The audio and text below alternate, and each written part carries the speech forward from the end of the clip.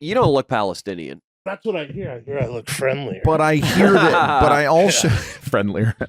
But I do believe that Hamas would clone you if they really needed some foot soldiers. Well, the problem is he'd clog up the tunnels.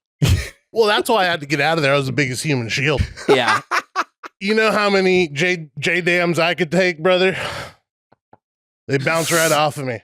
Oh my God! Wait, you've been to Palestine? I was born there. Wow. Damn, dude. That's awesome. I did a comedy tour there 2 summers ago. Damn. Well, wow. I can't imagine the dates were very spread out. You probably didn't cover much ground geographically. No, but like it was a 5-city tour, but you know, very small country. When was that? 2 summers ago. Did you do a show for any settler colonialist Israelis? You know what? They didn't show up. Damn, dude. They weren't big ticket buyers. Damn. I wonder if there was one. Do you think there was one Jew in the crowd? Yeah, no, there were Jews.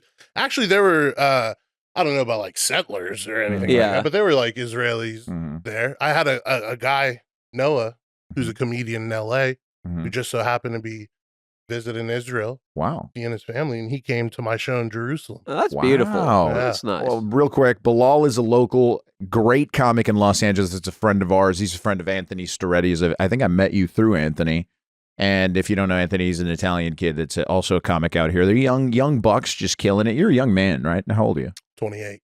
Yeah, so they're out here in LA chasing their dreams, and we wanted to have a big old Palestinian on the pod today. So here he is, and follow him on Instagram. He's a good comic, very funny. Bilal, is it pretty fucked up out there in Palestine when you went? I'm not talking about now because I know the answer is yes. Yeah, I haven't been since the 7th. Hey man, a video, dude. Let's take Bilal to Palestine. Post 7th. Oh my God, dude. You know, I actually, it was beautiful for me. You know, I spent a lot of time in the city of Ramallah, and Ramallah is like sick, dude. There's like bars, there's clubs, there's a fucking escape room, you know. The whole country's a damn escape room, and they build one in there. And so it was amazing. The biggest troubles I had were obviously at the airport. I got interrogated for 5 hours on the way in and on the way out. And it was just like psychological little stuff. Wow. You know? No, please go into that. What do you mean? Like, what did they do to you at the airport? You know, on the way out, when we were leaving Tel Aviv, going back to America, before I even got in, they grabbed me and they said, "We got to search your bags." This is outside the airport. Okay. So you're flying out of Tel Aviv. Yeah. Is there an international airport in Palestine? There used to be. Interesting.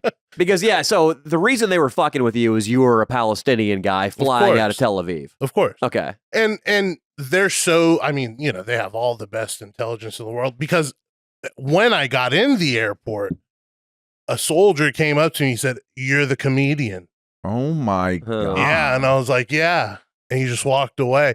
And then I got in line to go check, you know, my ID and all that stuff. Then they randomly searched my bags again. So this is twice my bags are searched before I even get into the motherfucking line.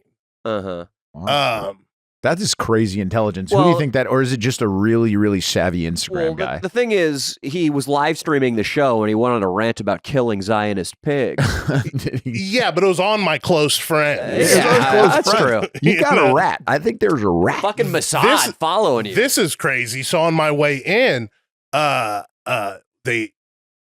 first get to Tel Aviv, and you know, obviously we get there.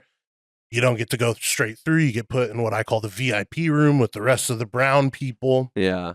And it's a whole waiting situation. That's why I say it's psychological, because it's just a lot of like fucking waiting. And they put you right in front. You see all the Jewish people kind of walk through and like they wave and shit like that. You could absolutely be a Jewish guy. Like if he dressed up like a rabbi, I would think you were we're like cousins, bro. 1600th generation Jew. We're cousins. Yeah. And we're cousins. And so we're in this VIP room, and fucking there's this one guy, and he's not having it. One guy who's a Palestinian or an Israeli? Just a brown guy in the VIP room waiting with us. So maybe Palestinian. He's like, "Man, they're gonna fucking send me back, these assholes." I'm like, "No way, bro. Why?" He's like, "I don't know, bro. Something about fucking the last couple of countries I've been to. I was like, where you been? He's like, Afghanistan, Iran, Syria. I was like, well, North dude. Korea, Yeah. Qatar, Egypt, I was like, Lebanon. I don't know if I'd let you in, brother, you know? And then he starts yelling. He's like, the fucking Taliban treated me better than this. The fucking Taliban's better than this. And he looks at everyone else sitting down. He's like, right, guys? Yeah. And I'm like, what are you fucking doing, bro? That's so. What are you doing? And I tell a lot of people that story, and a lot of people tell me, oh, that was probably like a spot. Really? See, what he was trying to do is he was trying to get Bilal to be like, here. Yeah. And then the IDF would have disappeared Bilal. Yeah. It would not have been good. He would not have made it to his, well, I guess he was flying home at that point. But No, this was on the way he in. would not have made it to his comedy tour. Yeah, this was on the way in. And there'd be a lot less jolly Palestinians. Well, less jolly than they already were, I'm sure. Yeah. Because they were already. There are some jolly Palestinians, dude. I'm one of them. Yeah, I see. I follow a guy on Instagram that he makes like these videos, and he's pretty cool. He's like a Palestinian influencer. Yeah. Some of us are cool. Some of us suck. Just like every other country. You know what I mean? Yeah. There was a Palestinian guy that went to my high school, and his parents were successful. They were the kind of successful people that you would associate with Israelis or Jews. His dad ran a diamond business. Oh, wow. All the sons worked for it. They lived in a beautiful house in Granite Bay, California. And then their son, who was a buddy of mine, was a huge ne'er-do-well. Also had a huge penis, allegedly. Oh, wow. He pulled it out on Jen Romano once. She said it was giant. I don't care. I'll use her full name. But he started really coming undone later in life. I saw him once, and he was on a bike because he'd gotten a DUI. And he was sweating profusely on the way to an interview at a coffee shop at like age, I don't know, 30. And then he overdosed like the next week. The next week. Yeah. You could have said something to really kind of help him a little bit. Did you say anything poetic? What would you tell the guy? When I saw him sweating on a bicycle, I didn't immediately assume well, I guess I should have assumed something because he did get a DUI. And he told me he got the DUI because he passed out in a cul-de-sac in his vehicle without killing the engine. Oh, so you're like, it's not even that bad. Maybe he was being responsible. He wanted to duck into cover and get off the road for a few hours. But it was the fentanyl that got him, dude. I did salvia with him. He was there for the first time I ever smoked salvia. I was there with a Palestinian, Leo. Wow. I had an Argentinian Palestinian friend who he seems very political now on Instagram, which is fine. But he's a good guy. Good guy too. But Palestine. Which way is he political? He hates Palestine, and he's a complete Zionist. No, he doesn't. He's not very happy with the Jews right now. Yeah. A lot of people aren't, man. Yeah. A lot of people aren't. But you shouldn't not be happy with the Jews. So let's talk about this a little bit because first of all, in the Old Testament, the Jews are in that area. Yes. And then, so I understand that a lot of the Palestinians are descended from that time too. Yes. And they basically have the same blood as the Jews that were there. And then the Jews are in World War II, or in Europe during World War II. Obviously, unspeakable things happen. And then we reintroduce the population back down to Palestine. And then things get a little testy. Yeah. Then things get a little testy, Leo. Just a dad. It does. And, there's a lot of nefarious fingers and, kind of some weird things along the way. But yeah, basically that's where things get a little testy. And, I always tell people this, man. Imagine the Native Americans come and they're like, okay, we want our land back. And that was only 100 years ago. Yeah, it was. Yeah. They have more of a case, to be honest. Yeah, they do. Who has more of a case? The Native Americans. Okay, the Native Americans come back to America and say, we want our land back. And America would obviously never let that happen. They'd fight back. We'd be like, oh, hell no, you Indians. You know what I mean? Yeah. And so, I mean, when you talk about like Israel coming back, taking the land, that's, thousands of years ago. Now I understand the whole occupation, whose land was it really, blah, blah, blah, blah. But people were there, man. And you can't take that away from them. Yeah. Well, I'm pro-colonialism, pro-settling. I honestly think Leo's got a little bit of Neanderthal blood, and I think Leo, so do you. should be able to, you guys should be able to take any country in Europe you want back. If you can prove you're Neanderthal, you should be able just to evict a family in Tuscany. That'd be nice. And you know what? If that's your stance, say that. Then I hate the fake morality people try to put behind it. You know, if people are like, you know, might is right. If your might is right, then say your might is right. You know, and that's your position. That's how usually Leo deals with romantic hesitation from women. Is the might is right philosophy.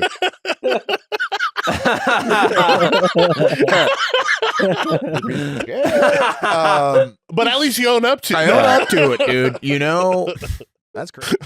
Did you get to go to the beach in Palestine? No. I wonder how nice it is. No, but you don't have, you know, my family lives there. Obviously, they go to the beaches and stuff in Israel sometimes. You know, that's some top of the line property, I presume. Yeah. Sucks that it's this playing. Yeah, you want to hear it? Yeah.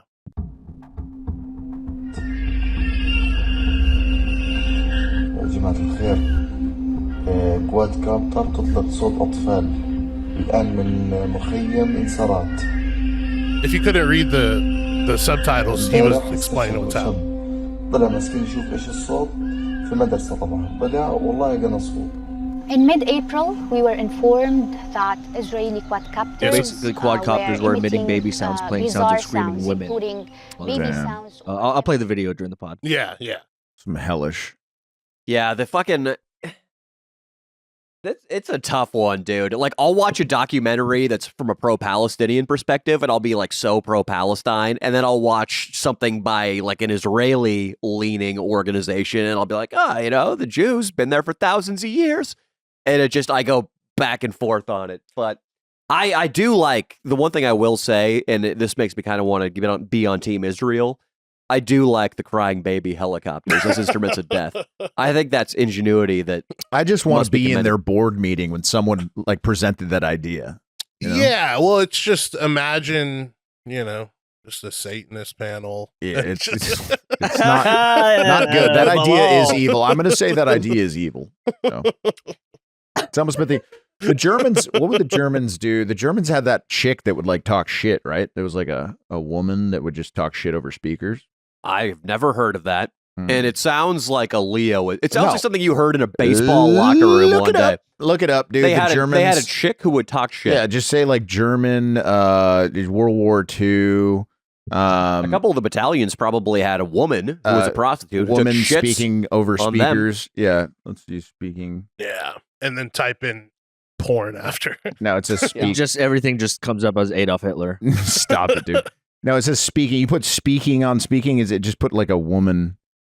Yeah, I don't know what the hell you're talking about. Well, you'll see when it comes up, buddy boy. I have like a vague memory. Mildred Gellers, Nazi Germany broadcaster. You gotta love old first woman names. Mildred. You gotta love Mildred. You gotta love Agatha and Dolores and Noreen. Look at Mildred though. I knew a hot chick named Mildred. Went to my school. Weird. She immediately, if she's a 10, she becomes an 8 if her name is Mildred. It rhymes with mildew. Yeah. Almost. It's basically the same word. Hold on. What's wrong with this fucking lady? Yeah. What is it? My God. She looks like a Mildred. That's not Mildred. That's Mildred right there. Mildred looks like a Mildred too. Wow. But she looks like Horton Hears a Who. She looks like a Who. She would have been. I don't know. She would have had a little plastic surgery in the modern world, and she'd be hot. You know what I mean? Okay. So what'd she do? Now, I don't know if this is the one, but they would have, like, she would be talking crap over some speakers to get into the enemy's heads. Yeah, psychological warfare, real thing, man. Lady Death, is that it? I think it might be Lady Death, dude. No, of the Red Army. That's a Russian. So, that's Leo, they had another way of inducing psychological terror. It was called the Blitzkrieg. And it was a lot more effective than some dame talking a little smack. Especially the amplification they had back then. It depends now. I think they had good amplification. Well, it depends on what this lady was spitting. You know what I mean? No. Like, she could have been really getting under their skin, dude. They had Stuka dive bombers that went.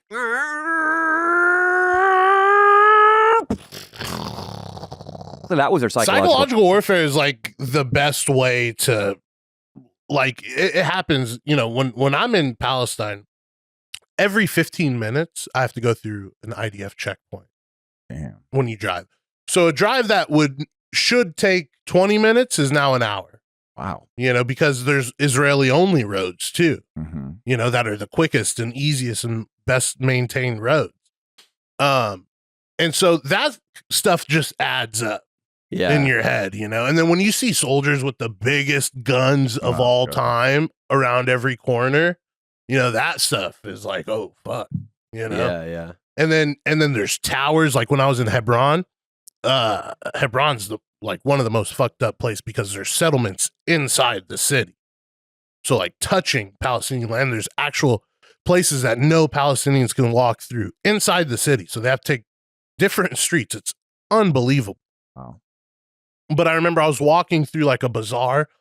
I love using that word. Yeah, no. Yeah. I was shops. Yeah. Shops with miscellaneous wares, right? Yeah, but it just fits so well over there. Yeah. You know, I was walking through a bazaar. Oh, yeah. Yeah. And I was like, you know, recording, and then you come across just like before you even know it, you see just this big sniper tower. And I just like kind of panned over, and the guy yelled at me, pointed a sniper. He's like, delete that video.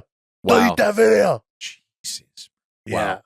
See, the thing is, though, I'm grateful for those sniper towers.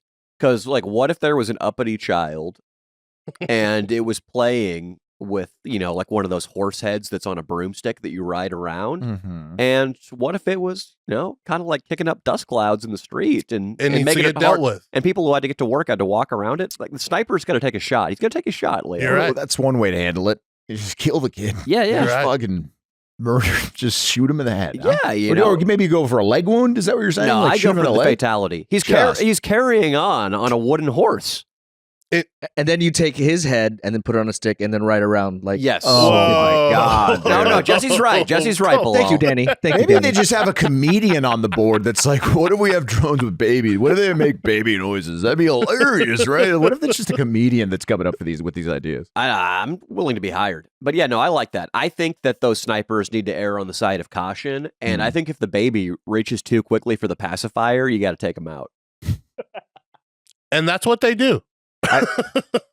That's what's going on. That's basically what is going on, actually. So they're pacifiers, guys. I wonder what the youngest, like, guy that maybe, what is it, a suicide bomber? Do you think, how young are they going with that? That's out of style. Mm-hmm. That's been It's ineffective, probably. Yeah, it's been out of style since probably like really early. Yeah, that's still 9/11. Yeah, that's like It's 9/11. really, really pre 9/11. Now It was good in movies. You know, I always liked seeing it in movies. Yeah. But it's, yeah, Yeah, it was good. yeah. Now we're American sending Sniper. yeah, American The Sniper. He had to firecrackers. take out the kid, dude. It Yeah, was fucked up. see, that's why it's one of my favorite movies ever, based on that scene. It sensationalized their relationship between the two snipers, but there was a guy that was a really good sniper on both sides. Yeah. Which is kind of crazy. to Yeah, think about it. I wish he would have been given orders to kill you.